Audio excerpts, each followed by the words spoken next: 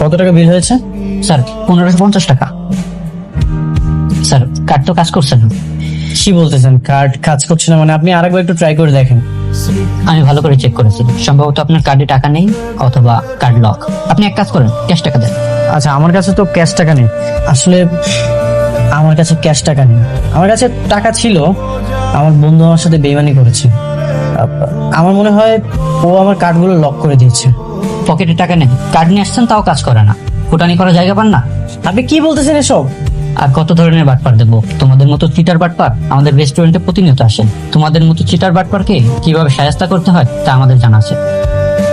চলো আমাদের রান্নাঘর পরিষ্কার করবো। আরে তুমি বৃষ্টি, শালা ফকির, টাকা না থাকলে বড় রেস্টুরেন্টে খাইতে আসবি না, টাকা না থাকলে রাস্তায় বসে জুট খাবার খাবি। আপনি একজন ভদ্রলোকের সাথে এমন ব্যবহার করছেন কেন? এটা কি কোনো সভ্য মানুষের আচরণ হতে পারে? ভদ্রলোক? কে ভদ্রলোক? আমি তো কোনোভাবে ওনাকে ভদ্রলোক মনে করি না।